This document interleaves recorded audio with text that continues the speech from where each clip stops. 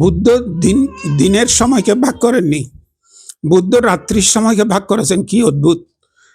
দিনের সময় যেহেতু মানুষ হরেক রকমের সমস্যার মোকাবেলা করতে হয়, এই জন্য এখানে সময় ভাগাভাগি নেই, যখন যেটা প্রয়োজন সেটা করতে হয়। কিন্তু রাতকে তিনি ভাগ করে দিয়েছেন।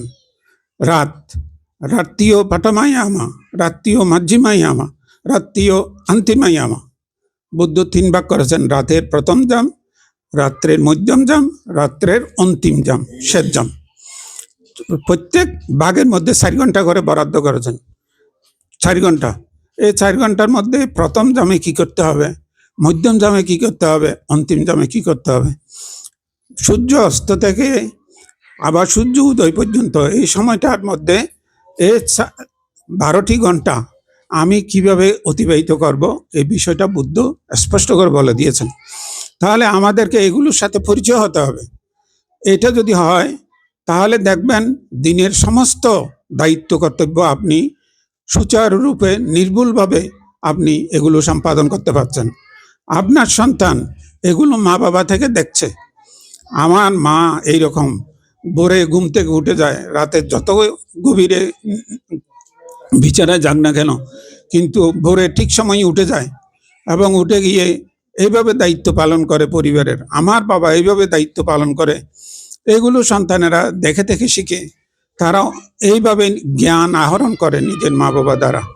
তাহলে এইভাবে আপনাদেরকে বিষয়গুলো বুঝে নিতে হবে। এইভাবে যদি আমরা নিজের জীবনকে বুদ্ধের শিক্ষার আলোকে আমরা যদি বুঝে না নিই, তাহলে সত্যি আমরা অত্যন্ত দুর্ভাগা যে বিদেশি মানুষ যারা বই পড়ে বুদ্ধকে ভাবতে শিখছে, বুদ্ধকে চেনার জন্য জানার জন্য চেষ্টা করছে। দেখেন তারা মেডিটেশন করে। এখানে পশ্চিমা দেশে, আমেরিকায় বা অন্যান্য দেশগুলোতে দেখা যাচ্ছে তারা যারা খ্রিস্টান সমাজ থেকে আসতেছে বেশিরভাগ, তারা মেডিটেশনের দিকে আগ্রহী এবং এই মেডিটেশন আমরা করতে পারি।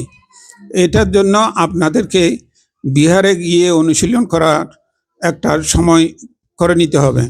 ঘরের মধ্যে প্রতিদিন অন্তত কমপক্ষে অন্তত 8 ঘন্টা 1 ঘন্টা মেডিটেশন করার জন্য সময় ঘরের মধ্যে আপনাকে বরাদ্দ রাখতেই হবে। তাহলে আপনাদের সন্তানেরা এগুলো দেখবে এবং তারাও একসময় সেভাবে গড়ে উঠবে।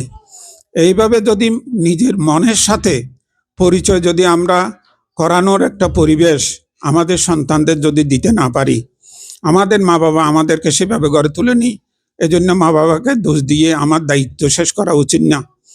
আমার নিজেকে পরিবর্তনের সংকল্প নিতে হবে। আমরা এইভাবে অন্ততপক্ষে একটা সময় আমরা ঘরের মধ্যে আমরা মেডিটেশনে বসব। আমার নিজের মনের পরিস্থিতি আমি বুঝার চেষ্টা করব। কিভাবে চোখ বন্ধ করার সাথে সাথে মন কি কি করে, কোথায় যেতে চায়, কিভাবে তার মানে পরিবর্তন হয়, এগুলো আমাদের বোঝার জন্য এই মেডিটেশন ছাড়া কোনো উপায় নাই। আমরা নিজের মনকে ঠিকমতো যথাসময়ে বুঝতে পারি না বলে আমাদের প্রতিদিনের বিভিন্ন কাজকর্মের মধ্যে আমরা অনেক কষ্টদায়ক পরিস্থিতির সম্মুখীন হই। আমরা নিজের মনকে শান্তিপূর্ণ একটা সুন্দর পরিবেশ দিতে পারি না। এই জন্য আমাদের প্রত্যেকের ঘরে আমি বলবো, এই আপনাদের শিশুরা ধীরে ধীরে বড় হচ্ছে, তাদেরকে অন্তত যারা বুঝে 5 বছরের পর হতে তাদেরকে অন্তত এই মেডিটেশনের দিকে আপনারা আগ্রহী করুন, নিজেরাও অনুশীলন করুন। এইভাবে করে তারপর যেই বান্তেরা আপনাদেরকে সঠিকভাবে বুদ্ধের কথাগুলো বুঝিয়ে দিতে পারবেন, সেই ভিক্ষুদের কাছে আপনারা প্রশ্ন নিয়ে যাবেন। কেবল বান্তে বললেন, আমরা সাধুবাদ দিলাম, কি বুঝলাম আর কোনো রকমের জানাজানি নেই, এই ধরনের নয়। আপনারা প্রশ্ন নিয়ে বিহারে যাবেন। ভান্তে আমি অন্তত এখন ঘরে ঘরে ত্রিপিটক পাওয়ার সুযোগ আছে, কয়েকটা অন্তত সব কিছু না পারলেও দেশে প্রায় যারা যান অন্তত 2-1 খণ্ড ত্রিপিটক গ্রন্থ আপনারা নিয়ে আসেন এবং এগুলো 1 পৃষ্ঠা 2 পৃষ্ঠা করে প্রতিদিন পড়েন। পড়ার পরে সেখান থেকে প্রশ্ন আপনারা পাবেন। কিছু বুঝতে পারছেন না বা এই ধরনের আমি বুঝেছি বানতে, এটা ঠিক হচ্ছে কিনা, ঠিক এইভাবে আপনারা যদি বিহারে যান তাহলে বিহারের পরিবেশটাও পরিবর্তন হয়ে যাবে।